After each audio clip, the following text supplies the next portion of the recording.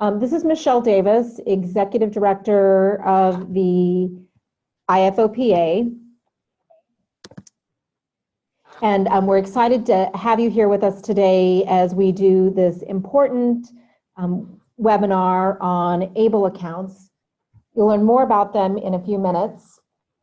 I do want to give you some information about how you navigate the webinar.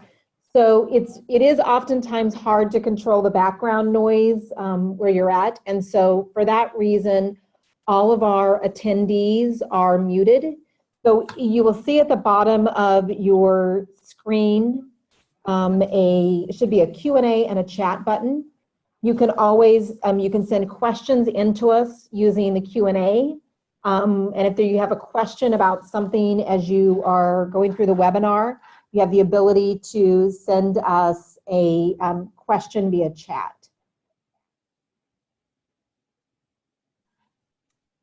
Check and see, yep, we have a good number of our attendees with us, so I think I'll wait just one other moment here as we get started.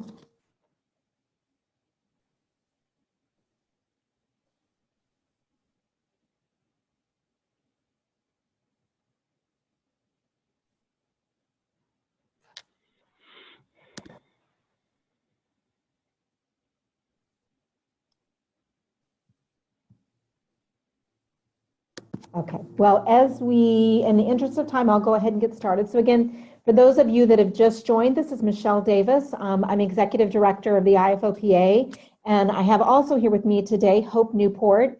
I hope that you've seen the announcement this morning that Hope is joining the IFOPA as our Family Services Manager. Hope, do you want to say hi? Hello, everyone. I'm excited to be here, and I'm excited to get to meet all of you through today's webinar and down the road as you reach out and contact us with your needs and feedback. So yes, if you check out the IFOPA's Facebook page or FOP online, if you prefer email, you'll see the announcement about Hope joining us today.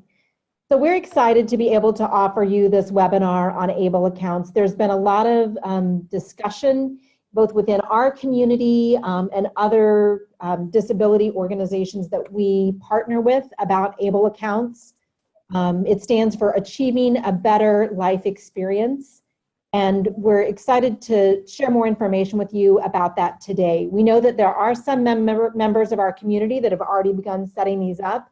And we were hoping to have Patrick Doerr with us today to be able to talk with you about his experience. Unfortunately, he's not able to join us, but we will be following up. I think we're going to do an article on social media and in the newsletter from Patrick about his experience. So you'll still get to hear from him, but we just won't be live today. As I mentioned to everyone, I'll repeat that you are on mute. If you have a question that you would like us to ask, please submit it. There are buttons at the bottom of your screen, one for Q&A. You can submit your questions there. And then also there is a button for chat. So if you have a specific question about something that you're experiencing during the call, during the webinar, then you can use that button to send us a message and we'll respond to that. We are excited to have with us today Chris Rodriguez from the National Disability Institute, who is an expert in lots of different things within the disability services arena, but ABLE accounts are one of them. And so we'll introduce him in a minute, but I wanted to start by doing just a quick poll. So I'm going to launch the poll. And so we'd like for you to start by answering this question. Sorry, let me go back here. Do you have an ABLE account or are you interested in learning more? Tell us about why you're here today.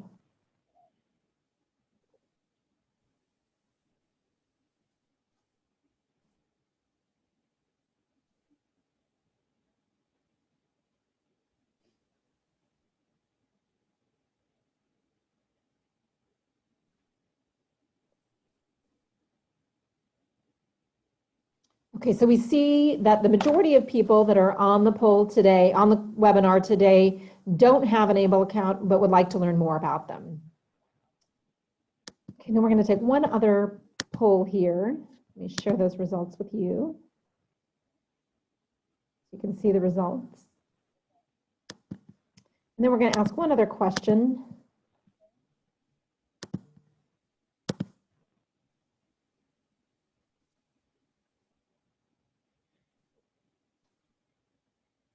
So if you'll respond to the question, if you don't have an ABLE account, what has kept you from opening one?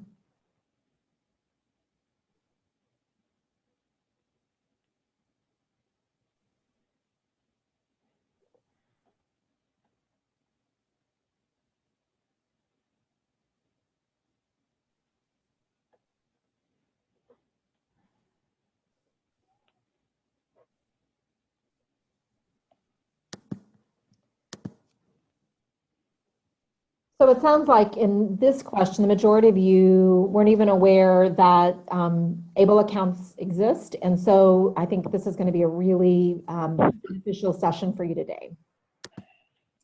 So let me start by introducing Chris Rodriguez. He is the Director of Public Policy for the National Disability Institute. Chris has extensive experience working on behalf of individuals with disabilities at both the state and national levels.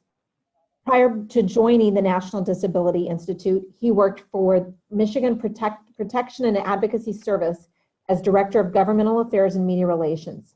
He's also worked for United Cerebral Palsy National, the National Association of Councils for Developmental Disabilities, and the ARC of Texas. He has a bachelor's degree in political science from the University of California, Berkeley, and a master's degree in public affairs from the University of Texas. Concentrating on social and economic policy as well as disability studies. His drive to assist individuals with disabilities is a result of his personal experience with disability.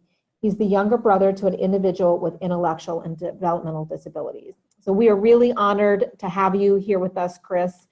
You bring a wealth of information and knowledge and a variety of experience. And with that, I'll turn it over to you. Great. Thank you, Michelle. I really appreciate the opportunity to speak today and to provide some information regarding the ABLE Act and ABLE accounts and ABLE programs. So I'll go ahead and we can just dive right in. Let me go ahead and start the slides here. So let's talk a little bit about the history of the ABLE Act. So prior to December 2014, when the ABLE Act was passed, millions of individuals with disabilities were really prohibited from saving more than even the most modest amounts of assets or savings for fear of jeopardizing their eligibility for vital supports and services provided through programs such as Medicaid and SSI. Luckily, this was something that people often wondered, why can I save, for example, in a college savings account, which is tax advantage of 529 account, for my son or daughter who is typically able, yet I am penalized when I save for my son or daughter who happens to have a disability by means of them perhaps being kicked off of their benefits. This was brought to the attention of several different members of Congress, and they put together the Stephen Beck Jr. Achieving a Better Life Experience Act, which was filed about, I guess it was probably back in 2008. And it took nearly 10 years for that piece of legislation to make its way through the legislative process, of which it finally did in December of 2014 when it was voted on and passed into law. It is worth noting that when it was actually passed, it had overwhelming bipartisan support in both the House and the Senate. And what it does is, in its most basic sense, is it creates a new option for some people with disabilities and their families to save for their future while still protecting their eligibility for public benefits. As I said, the law was passed on the federal level in 2014. And as a result, the first ABLE program was launched in June of 2016. So just under 24 months ago, we saw the first state launch its ABLE program. Since then, an additional 34 ABLE programs have been launched across the country. And now ABLE accounts, provided that the individual meets the eligibility criteria that we'll discuss in a bit, are able to open up an ABLE account, even if your state of residence doesn't necessarily have a program. There are plenty of states that have programs open to members of other states, to residents of other states. So just because your state doesn't have one doesn't mean that you couldn't open one today. So what we're going to be talking about today is a little bit about ABLE basics. This is going to include who's eligible to open up an ABLE account, what the funds in the account can be spent on, how they may interact with your benefits, and then talk a little bit about the tax treatment of the accounts. We're also going to talk just very briefly about how an ABLE account differs from other disability-related savings tools, such as a special needs trust. We're going to give a quick update on where the states are in terms of launching their programs, and we may talk a little bit about future changes or current changes to ABLE. Okay, so again, what exactly is an ABLE account? Well, an ABLE account is a new option for people who are eligible. The formal name for an ABLE account is a 529A qualified ABLE account. So sometimes you hear these accounts called ABLE accounts, sometimes you hear them called 529A accounts. They're the exact same thing, it's just 529A is the technical name because that's where it's found within the tax code. And they are qualified savings or investment accounts that receive preferred federal tax treatment, and we'll talk about what that means here in a little bit. And they enable eligible individuals with disabilities to save for disability-related expenses. And again, we'll break all this down. We'll talk about what an eligible individual is and exactly what the definition of a disability-related expense is. There are currently, I should have updated that. There are currently actually about 35 ABLE programs. Sorry about that, it says 28. The new programs are launching every month. And they enroll qualified individuals. Most of those programs, like I said previously, are actually open to nationwide enrollment, again, meaning that you don't have to live in that state necessarily in order to enroll in its ABLE program. Also, and I think most significantly, assets in and distributions for qualified disability-related expenses will be disregarded or given special treatment when determining eligibility for most federal means tested benefits. So I think this is really what's special about these accounts, is the fact that it allows the individual with a disability and their families to save significant amounts of money in this special account, and the funds that accumulate in that account will not be taken into consideration, again, for most federal means tested benefits such as Medicaid and SNAP benefits and Social Security benefits and things like that. And I'll talk a little bit about why it's most federal means tested benefits as opposed to all, because there is one exception. Okay, so what are some important requirements of ABLE accounts? And again, the information that we're going to be talking about today, these are going to be consistent across all ABLE programs. So no matter if you're enrolled in the Ohio program, the Virginia program, the Oregon program, these things are going to be consistent throughout all programs. So some of those characteristics or requirements are that any given eligible individual is only allowed to have one ABLE account at any given time. So you're not allowed to have an ABLE account in Ohio and an ABLE account in Virginia. You can only have one ABLE account at any given time. Also, the designated beneficiary is the account owner. Now this is important to understand. So that means that the person with a disability, they're the designated beneficiary of the account, is also the account owner. So that is that's very much different from how, let's say, a special needs trust, third-party special needs trust is constructed, wherein the beneficiary is not the account owner. What makes that so significant in ABLE is the fact that it allows the beneficiary themselves to have a lot more authority over those funds and a lot more say on how they're spent, as opposed to having to ask, trustees over a trust, can I use the money for this? Would you mind depositing money for this purpose or that purpose? That doesn't take place here. That being said, if the designated beneficiary, the person with a disability, either does not have the capacity to oversee the account on their own, or if they choose to, for whatever reason, just want help with it, there's 3 types of individuals that can have what's called signature authority over the account, basically exercise authority over the account on behalf of the beneficiary, who even in that circumstance is still considered the account owner. And in order to have that authority, you have to be one of 3 types of individuals. So if the designated beneficiary is a minor, then the parent can have signature authority over the account. If the beneficiary is an adult, then if that individual has a guardian, that guardian can have signature authority over the account. Or if the individual, if the beneficiary gives somebody power of attorney, they can then exercise signature authority over the account. But if you're not one of those 3 types of individuals, then you would not be able to oversee the account on behalf of the account owner or the designated beneficiary. Again, we try and stress this as much as possible. There is no federal residency requirement related to establishing an account. This is kind of a misnomer, because when the law was originally passed, there was in fact a residency requirement stating that you had to live in that state in order to enroll in it. That has since been taken out. So as an example, my brother has fairly significant intellectual and developmental disabilities. He lives down in Texas. He meets the eligibility criteria that we'll talk about here in a little bit. Texas has not launched its program. However, my brother has an account open with another state. So just because Texas doesn't have one and that's where he lives does not mean that he can't have an ABLE account. Now, that being said, there are certain states that have decided to design a program that is only available to their residents.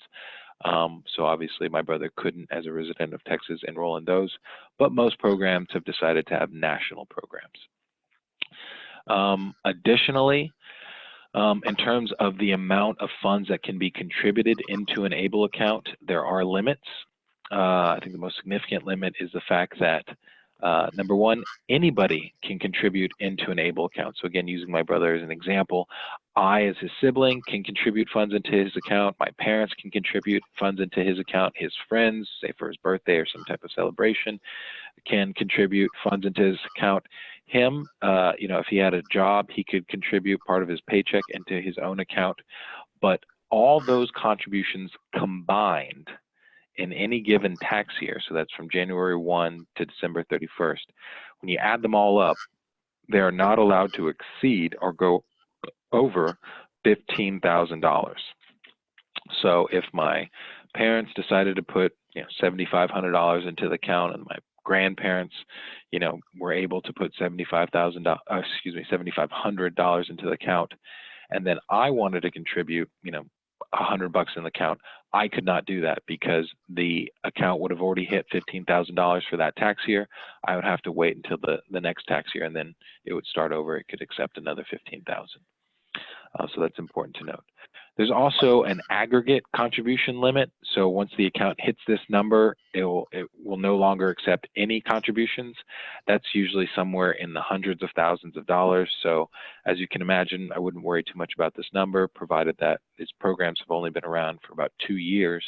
And with that annual account limit, you know, nobody's getting into the 6 figures anytime soon, so I wouldn't worry too much about that. I think the most modest limit, and it's set state by state, is around $250,000. So I don't know why you should know about that. It's not a significant consideration at this time.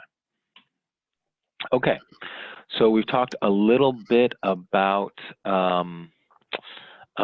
some of the basic characteristics of an ABLE account. Now let's talk more specifically about who exactly is eligible to open up an ABLE account, because unfortunately not all individuals with disabilities will be eligible to open up an ABLE account because there are requirements. So these requirements are kind of broken down into 2 prongs. The first of which I think everybody on this phone, provided this particular association doesn't have to worry about, but we will review it. The first prong states that in order to be eligible to open up an ABLE account, the individual must have first experienced their disability before age 26, right? So from what I understand about the disability that you all represent, that's a given. It occurs before age 26. So I don't think anybody would have an issue with that. that doesn't mean that you can't be older than 26 and sign up for an account. It just means that you would have had to first experience your disability before age 26. So let's check that one off. So as long as you meet that, you move on to the second portion or prong of the criteria, which relates to the severity of that particular disability. And the way this one can be satisfied is you have to meet one of two different things. You can either currently be receiving Social Security disability benefits, so SSI or SSDI. If that's the case and you had an onset of disability before your 26th birthday, you are good to go. You, at that point, would be able to open up an ABLE account. Let's say that you did experience your disability before age 26, however, you're not currently receiving SSI or SSDI benefits. You can still meet this requirement, but you would have to submit what's called a disability certification, and that assures that the individual holds documentation with a physician's diagnosis and signature and confirms that that individual meets what's called the functional disability criteria laid in the ABLE Act. And it just speaks to, the severity of that disability. The doctor would have to sign off on that. So those are the eligibility criteria. Imagine most people with the conditions that this group represents would meet this type of criteria. So I don't think there would be necessarily a difficult time meeting requirements related to opening up an ABLE account. Okay. So the next slide just talks a little bit about what the disability certification means, what you would have to get. Again, it would require going to a physician. The physician would have to document the individual's diagnosis and assert that it does meet the marked and severe functional limitations definition. Also, the ABLE account or a program that you would enroll in doesn't necessarily need that documentation. You would just need to certify that you have it if ever it is requested. And again, if you're already receiving SSI or SSDI, then you don't have to worry anything about the doctor's note or seeing a physician or anything like that. You've already taken care of that by means of your acceptance into the SSI or SSDI program. Okay, so now we know a little bit about kind of the overarching characteristics of ABLE accounts, and we know who's eligible for the accounts. Now let's talk a little bit about what exactly can the funds in the account be used for, right? Well, distributions from an ABLE account can be used to help pay for what's called, quote unquote, qualified disability expenses. So that's a very kind of ambiguous term. The way that it's defined in the law is that a qualified disability expense are any expenses that relate to the beneficiary's blindness or disability and are for their benefit and help them increase or maintain their health, independence, or quality of life. So again, that's extremely, extremely broad. And we wanted to make sure that it was defined broadly because we can appreciate all the various different needs that people with disabilities have, especially those that would meet the severity criteria under being able to open up an account. So we didn't want it to be rigid. We wanted it to be very expansive and inclusive in terms of what you can spend these funds on. Just to give it a little more direction, the Department of Treasury, who's responsible for overseeing these accounts, has even said that the term qualified disability expenses should in fact be broadly construed and should even include things that may fall under basic living expenses. They even said, just for further clarification, that there doesn't need to be a medical necessity in order to spend these dollars. So it's not like Medicaid where you need to go to a physician and the physician needs to say, yes, this individual needs a shower chair, and then you get to go use the money for those. You don't have to do anything like that. It's up to the discretion of the account owner over what they need based on their disability and their needs. Okay. Congress did provide what I call different buckets that these qualified disability expenses might fall under. They include things like related to education, housing, transportation, employment and training supports, assistive technology, personal support services, health, prevention and wellness, financial management, administrative services, legal fees, and they even include funeral and burial expenses and basic living expenses. This is kind of interesting because even Social Security will only allow a very modest amount of money for somebody to set aside for their funeral and burial expenses until they start to actually take those funds into consideration in terms of perhaps kicking somebody off of Medicaid or Social Security, which is pretty wild. We also recommend that individuals keep their own records and receipts with respect to what they spend the funds on. We suspect that these accounts will be overseen by the IRS through a random auditing system. So if an individual is ever audited, the IRS might ask to see the receipts and ask you what you've been spending these dollars on to make sure that they're being used appropriately. While you can obviously use these for a wide variety of different expenses related to the individual's disability, it is important to note that distributions for non-qualified expenditures will be subject to tax consequences, and more importantly, will likely affect the eligibility of the account owner in terms of their federal means tested benefits, including things like Social Security and Medicaid. So it's important that you don't misuse these funds because it could cost the individual their very vital supports and services provided through programs like Medicaid. So these are just an example. We like to talk about employment related to folks with disabilities, and this is just a page that talks about different examples of employment-related expenses that could be that ABLE funds could be used for.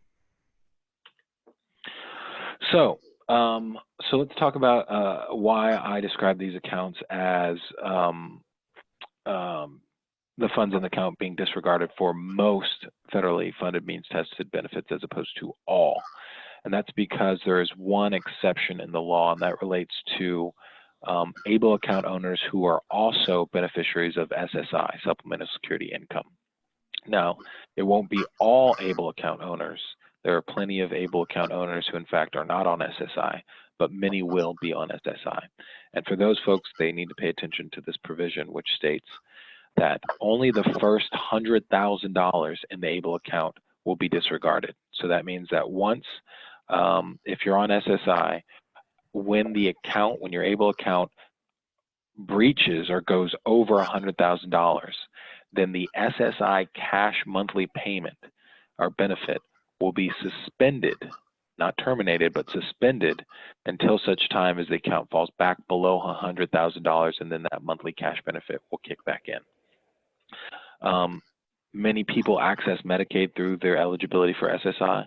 It's important to note that even if the account goes over $100,000 and that SSI cash payment is suspended, all the benefits related to SSI still remain intact, such as Medicaid. It's only the cash benefit will be suspended. Additionally, many of you may know that there's something called in-kind support and maintenance that at times is provided to a beneficiary of SSI that can then result in a reduction in their SSI cash benefit. One of those often is housing. It's important to note that ABLE funds can be used to pay for housing for the beneficiary. And as long as the funds are taken out of the ABLE account in the same month that they are paying for the housing expense, it will not be counted as in-kind support and maintenance and will not have any effect on their cash benefit. Okay, so again, we just want to make sure everybody knows that even if you fall into the circumstance of going over $100,000 for the ABLE account and you're on SSI and the SSI cash benefit is suspended, your Medicaid is still intact, as well as all other federally funded means tested benefits should remain intact despite going over $100,000 and despite perhaps having the SSI cash benefit suspended. But there is another kind of interplay between Medicaid and ABLE accounts, and this takes place upon a circumstance in which the beneficiary passes away, and it's called the Medicaid payback provision. What it says is that any assets, so any money that remains in the ABLE account when a beneficiary passes away, can be used to reimburse a state for Medicaid payments made on behalf of that beneficiary, starting at the point in which they opened the ABLE account. So, So in many circumstances, folks that are going to be eligible to open up these accounts, not all of them will be receiving Medicaid services, but many will based on the severity of their disability. So what the state does for any Medicaid beneficiary, they're adding up how much it costs to per individual, how much the services and supports that they're taking advantage of, how much they cost. So they're keeping record of all that for everybody, regardless of whether or not you're an ABLE account owner. In the circumstance that the individual has an ABLE account, they look back and say, okay, they opened up the ABLE account on June 1st, 2017.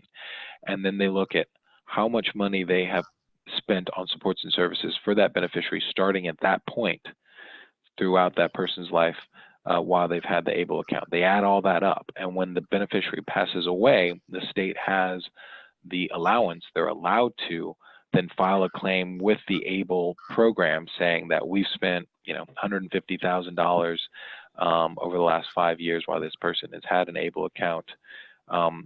We're entitled to up to that amount based on what's in the ABLE account. So that's important to note. Now, there are states that are trying to get rid of that ABLE payback provision within their state, and that's something that you might want to look into, whether or not you live in one of those states. Okay. In terms of other federal benefits impact, we've received notices from the majority of these agencies, again, Social Security reiterating that funds in the account will not affect eligibility for SSI or SSDI with the exception of that $100,000. CMS has put out stating that state Medicaid agencies must disregard all ABLE funds, including interest and earnings from resources and countable income determinations. We have not heard from HUD, but we don't see why funds in an ABLE account would be counted with respect to Section 8 housing eligibility. We have not heard from the Department of Education, but again, we believe that funds in an ABLE account will not affect eligibility for things like FAFSA. And we have heard from USDA, and they confirm that ABLE funds will not have any impact on eligibility for SNAP benefits. Let's talk a little bit about tax treatment of the funds. So funds contributed into an ABLE account are post-tax dollars. So it's not like when you contribute into your employer-based retirement fund when those dollars aren't taxed, they're taxed when they leave. These are post-tax dollars. And with respect to federal income tax, there's no tax deductions provided for contributions made to an ABLE account. However, depending on what state you live in, the state may allow for a state income tax deduction for contributions made into a person's ABLE account. So that's something you'd want to look at depending on what state you live in. Additionally, it's important to note that the funds contributed into an ABLE account, ABLE accounts we refer to as savings accounts, but in most circumstances, they're really investment accounts. And they grow tax-free and are distributed tax-free, provided that they're spent on qualified disability-related expenses.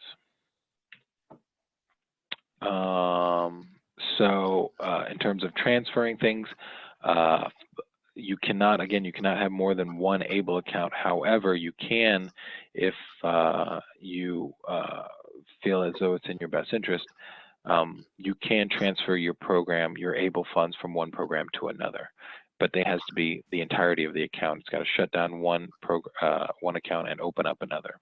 You can do that.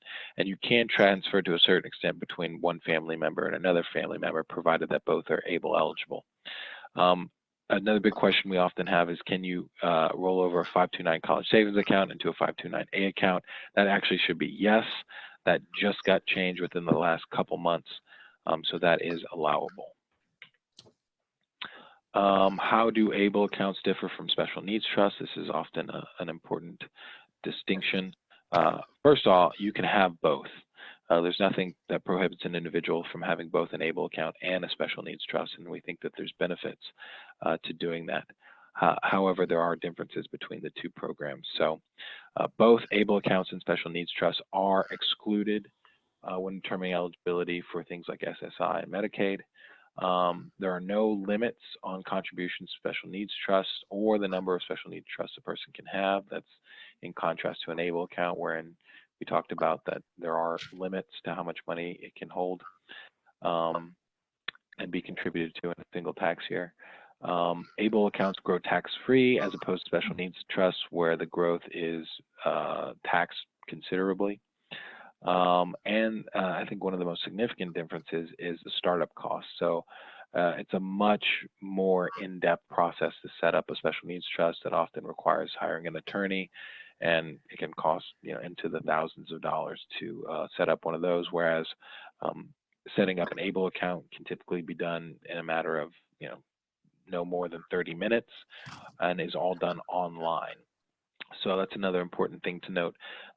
You set up an ABLE account, it's done completely online. You manage the account completely online. You don't go into your local Bank of America or JP Morgan Chase or whatever and try and set up these accounts. They won't know what you're talking about. So that's important to note. And it's very, very financially accessible to set up these accounts. So it's very cheap. It's nothing like the special needs trust in terms of startup costs. So there are 48 states plus DC have enacted their own versions of the ABLE Act. It's important to note that the federal law does not require states to launch programs. It allows them to do so. So not every state will actually have an ABLE program. And again, you do not need to wait for your state to launch because they may never, depending on what state you live in order to establish an account. Most of the stuff we talked about today is, again, consistent across all programs, but it's important to note that there are differences from one program to another. They can include the fees, how much the annual fees cost. Depending on your state, you might have a state deduction. They might differ in terms of the initial minimum contribution to the account it takes to open up the account. Some of them have kind of bells and whistles on them, like a debit card if you want to access the money more frequently. Some of them allow you to have a debit card. Some of them have different investment options from one another. So that's something you might want to take into consideration. Possible changes. So 2 of these have actually passed as of a couple months ago. The ABLE Age Adjustment Act probably doesn't have a lot to do with you all, but it would increase that age of onset from 26 to 46. That is still pending in Congress. There's the ABLE Financial Planning Act, which allows folks to roll over funds in a 529 college savings account to an ABLE account. That passed as of a couple months ago. And the Able to Work Act, which allows an individual to contribute above that $15,000 annual contribution cap if the beneficiary has employment. That recently passed. So it allows certain individuals to contribute above the $15,000 so long as they're contributing part of their paycheck into it. And then again, some state level legislation changes. Again, some states are working to pass state legislation to eradicate or get rid of the Medicaid payback provision, and some are working to provide for various deductions and credits for in-state residents in terms of contributions. So there's a lot of information, I understand, but we encourage folks to go to our website to get more information. That's www.ablenrc.org. That will take you to the ABLE National Resource Center. That's kind of our hub for all things related to ABLE that we created here at National Disability Institute. It has all of our webinars on a variety of different topics available there. We have short videos explaining different things about ABLE. We have testimonials from ABLE account owners sharing their experiences with ABLE. We have a map that will let you know where each individual state is with respect to launching their programs. And if you choose a state that has a program, it gives you a snapshot of those characteristics, things like the fees, the investment options. And it even has a tool on there where you can compare up to 3 ABLE programs side by side based on about 12 different characteristics that we think you may want to take into consideration when choosing the right program for you. And lastly, you can always just shoot me an email if you have questions. There's my contact information. and feel free to do so. I think with that, we'll go ahead and stop. I know that some of you had submitted previously some questions with Michelle, and I'd be happy to answer those, and we can start that now. Perfect. Thank you, Chris. That is like a wealth of information. We are super grateful for your insight and these great slides. We will share the slides afterwards, and we've been also tweeting some information from the slides as well. So the first question we have is from someone in the community. They ask, my son works full-time. Would his salary make him exempt? Right. So yeah, that's a good question. So it's important to note that ABLE is an asset building tool, and it's a tool to get around these asset and resource limits that are associated with things like Medicaid and Social Security. Unfortunately, it does not help an individual get around earned income. So even if the beneficiary, the account owner, has a job, and even if they take, 20% of their paycheck and have it directly deposited into the ABLE account, that 20% is still going to be taken into consideration with respect to SGA, substantial gainful activity, or earned income, and will be taken into consideration when those various means tested programs look at that individual's eligibility. So that's important to note. So the next question is, within our community, we have some people that are living with FOP that are very lightly affected. They have FOP, but they aren't adversely affected. Would they be eligible, or is that up to the letter that you discussed that they would get from their physician, that they would need their physician to determine that? I think you called that trying to find the name of it here. Disabilities. Yeah, disability certification. Yeah. That's a good question. So it doesn't mean that they wouldn't be qualified to open up an ABLE account. It's just, you're absolutely right. They would, if they're not receiving SSI or SSDI, then they would need to get that disability certification, wherein they would need to go to a physician. The physician would have to examine them and provide a diagnosis and sign a paper saying that they meet that severity criteria that's laid out in the ABLE Act. And then they wouldn't necessarily have to submit that to the ABLE program, but they would likely have to assure under penalty of perjury that they do have that documentation, and they would have to render that documentation if ever audited. Perfect. Okay. The next question is, since this is an interest-bearing account, is there a way to waive the $60 or $45 annual fees? So there's two types of fees that are associated with ABLE accounts. There's an annual maintenance fee, which is usually no more than $5 a month, so $60 a year, and that's collected depending on which program you're in. I think there's actually a program or two that actually may have no annual maintenance fees. But then there's also a fee related to whatever investment choice that you pick.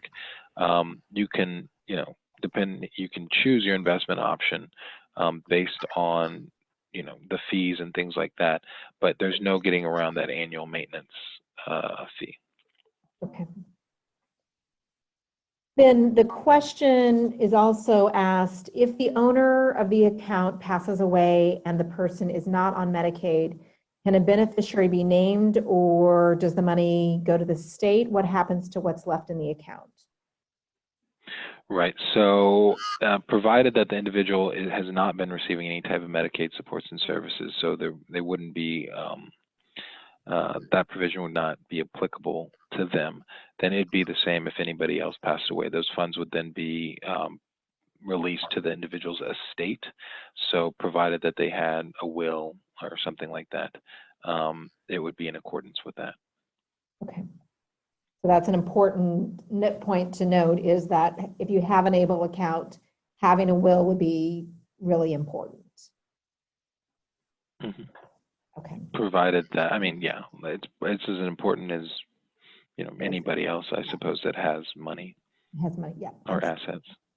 Okay. Very good. Okay, are there any other questions from the community? Again, if you look at the bottom of your screen, there's a Q&A button and you can submit your questions there. So I have another question. So it's asking about siblings. So can a sibling be a guardian or on the account along with parents? So again, the sibling would have to be the guardian of the individual, or the beneficiary would have had to give the sibling power of attorney. So being a sibling in and of itself does not allow the individual to have signature authority. So as an example, I'm a sibling. I don't have signature authority because I'm not my brother's guardian. Okay. My parents are. Got it.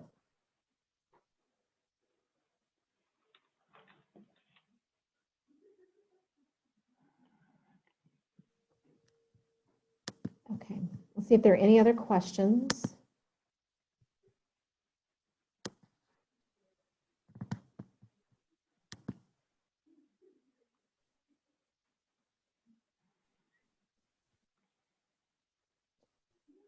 Chris, I had a question about some of the legislation you said that's pending, with the federal legislation that's pending. So if we just look on the congressional website, that's the way for us to track as an organization where that legislation is standing, and to help advocate for that legislation. Maybe we can, point that out to the community who's supporting it, if they're looking for co-sponsors. Yep. So we could just track it that way. Yep, that works. Okay. So yeah, so for the community, we will, IFOPA will look into that and keep an eye out for sending alerts on that.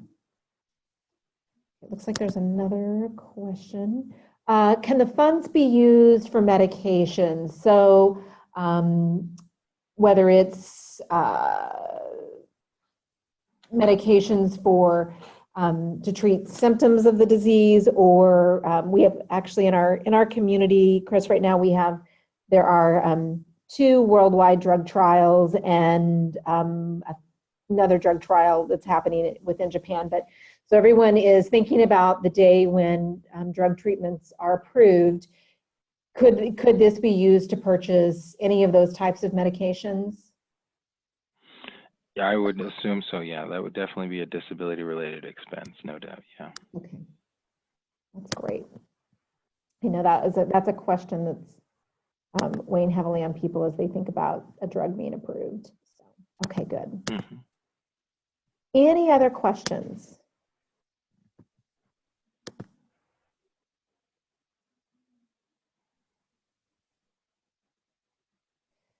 So the other question is, so my child lives in a different state, so I would receive no tax deduction if I gift to the ABLE account in which he lives, in the state in which he lives. What is the benefit to me when I can simply gift cash up to $14,000 a year, and other family members can also deposit $14,000 into my son's account? So into the son's checking account or into the son's ABLE account? It doesn't say. I know the person is listening. If you want to provide us a little bit more information about that question, that would be great. Yeah, so number one, it depends on what state they're in as to whether or not they would be receiving a tax deduction with respect to their contribution. As an example, Wisconsin has decided not to have an ABLE account, but has provided a state income tax deduction for contributing into any ABLE account nationwide, whereas other states, obviously, as an incentive to opening up an account in their own state, will only provide that deduction if the funds are contributed into that state's ABLE program. So you'd want to look at what your state legislation says. And then for the second thing, the benefit, I don't quite understand the question on that one, where the benefit would be. So the question, what she said, she responded back. So She's talking about depositing money like as a gift into their checking account. So what is the benefit to me when I can simply gift cash up to $14,000 a year, and other family members can too? Oh, what's the benefit of using the ABLE account where they can only get $15,000 a year versus giving them, in this instance, $28,000 a year, directly into their checking account? Or can you be doing both? Right. So if that individual is receiving any types of benefits, like Medicaid or Social Security or HUD or anything like that, the fact that they would be receiving that kind of money would likely terminate their eligibility for those programs. So that's the big thing. Now, if the individual was not receiving any benefits, and you just wanted to put it into their checking account, you could do that. However, putting into the ABLE account would allow it to grow as an investment tax-free, provided that it's used on disability-related expenses. Also, even if that individual is not currently receiving benefits, let's say that you have the funds to be able to contribute that kind of money into that person's checking account, or even a savings account that is not an ABLE account,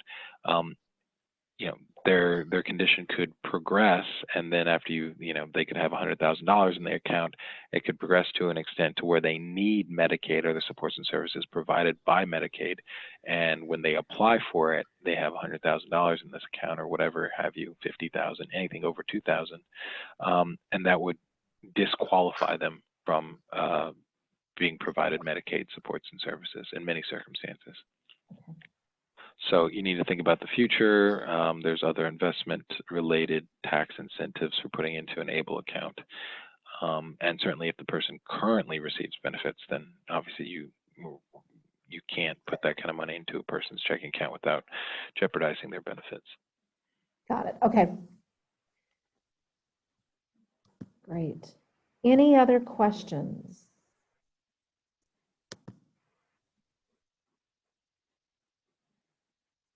It really sounds like from what you're sharing with us, Chris, that it's really important for people to not just say, okay, this is the state I live in and I'm going to apply here, but to really think about their situation and look what the parameters are of the programs in the other states that will accept people from outside the state. Yeah, exactly. It's a financial planning tool, and it should be, examined as such. And it's for, really an avenue or a tool to help people long term build a better financial future without jeopardizing their benefits, or in the future jeopardizing what they may have to take advantage of. And one of the other things you mentioned, Chris, was that there are 48 states that have ABLE accounts. I think you said Wyoming and either Utah or Idaho. I can't remember which. Well, there's 48 states. Yeah, there's 48 states that have passed ABLE-related legislation. So in order to launch a program, in addition to the federal government having to have passed the ABLE Act, that allows states then to move forward, if they so choose, to build their own ABLE account, which in and of itself requires state legislation. So 48 states has passed ABLE-related legislation, allowing them to do it. Whether or not they'll go through with it is another story. Okay, and 35 have it active. So that would be another point of advocacy for our families, is if they aren't finding what they're looking for in another state and they want something in their state, that would be something that they could advocate for on a state level, is for their representatives to adopt it in their state. Okay, that's good to know. Yep. Okay, there was another question. If you can talk a little bit more about the interest that is earned within an ABLE account. So when a person enrolls, finds an ABLE program that they're comfortable with, and when they enroll, they'll be asked to choose from a variety of different investment options.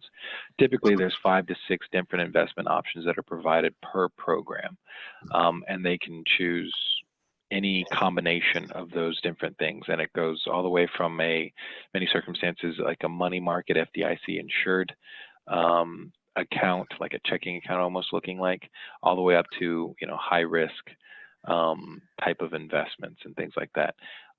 And then, you know, obviously, depending on how the market goes and those particular investments, it would, you know, grow in interest.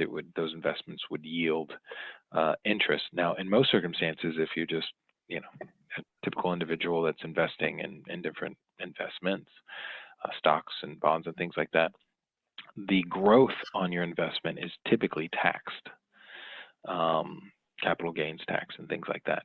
So you have to provide a portion of your interest that you're accruing back to the government. In this circumstances, you get to keep the entirety of the interest earned on your investments, period. Now, at the same time, it has to be recognized that if you choose a very risky investment option that's provided, and we have, you know, issues with the market, you have every potential of losing your principal, right? So that's something that the individual should take into consideration, determined on their particular circumstance. So as an example, let's say you're a parent and you have a child with significant disabilities, and you want to save for when they're an adult. So you're gonna, you know, put $100 every month into this account. You're not going to touch it for 18 years or 22 years or whatever. You know, you can probably stand taking more risk and maybe choosing a more risky investment option because you have a significant amount of time for that account to grow. Now, in contrast to that circumstance, let's say you're an adult with a disability who has an IFOPA account who is using the funds contributed to the account for monthly rent. So you need to know that those dollars are going to be there every month for you to pay for your living situation. Therefore, you probably wouldn't want to be choosing like the super risky investment option that's available through a program, because it's going to be volatile. Determined by the market. You might want to choose the investment option that's relatively low risk, or the FDIC insured option that basically has zero yield, but you know that you're not going to lose any money.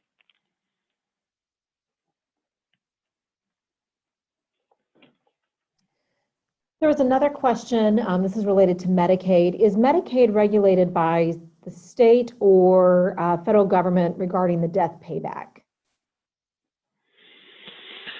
So the federal government allows the state to file that reimbursement claim. It does not obligate them to do so. So nowhere in the federal law does it say a state has to file that claim.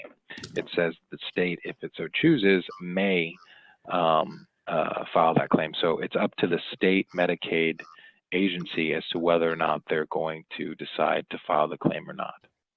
Now, some states have passed state legislation telling their state Medicaid agency, you will not file a claim. And then in that circumstance, obviously they can't.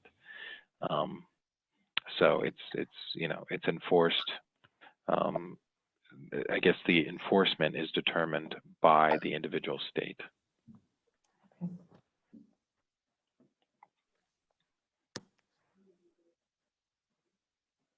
Let me ask, I'm going to back up to a question you just answered. How many different investment options did you say there are, Chris?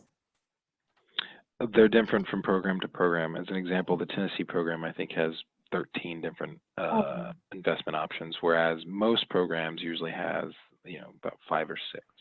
Okay, got it. The next question is, could an ABLE account be a beneficiary of a parent's will? So could you set up in your will contributions to that ABLE account? Mm-hmm. Yeah, so an ABLE account, again, can accept contributions from anyone and anything, basically. It has to be in cash, though. You can't park property in an ABLE account the way you could in a trust. It has to be quote unquote cash. Certainly an individual could set up a will that stipulates that X amount of money upon my death is contributed into, you know, such and such as ABLE account. Now you'd have to, you know, take into consideration that that amount cannot exceed the annual contribution limit. So, I mean, there's different ways. I guess you could, you know, do it over time, but you'd have to set up probably a trust to do that. In addition to wills being able to contribute into an ABLE account, so can trusts. Trusts can contribute funds into an ABLE account as well. Okay. Great question. Let me see. Anything else? Any other questions for Chris?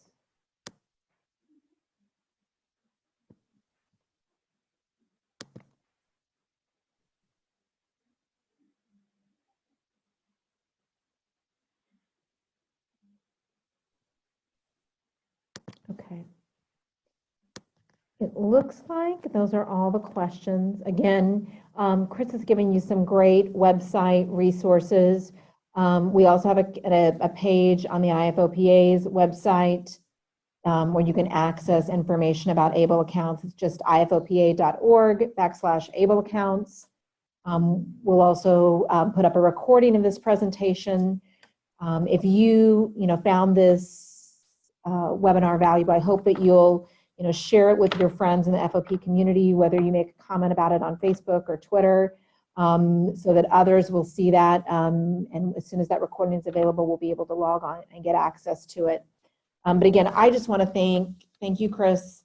I'm sure you've done over the years lots of lobbying for this legislation, and we appreciate your time and sharing with us, preparing for this today, and then sharing with us and answering our questions. With that, absolutely, my pleasure. And again, yeah, let me know if you have any questions. Folks can always email me, and I'd be happy to contribute. Okay, great. Thank you so much, and we hope you all have a great day. All right, thank you. Bye-bye. Bye-bye.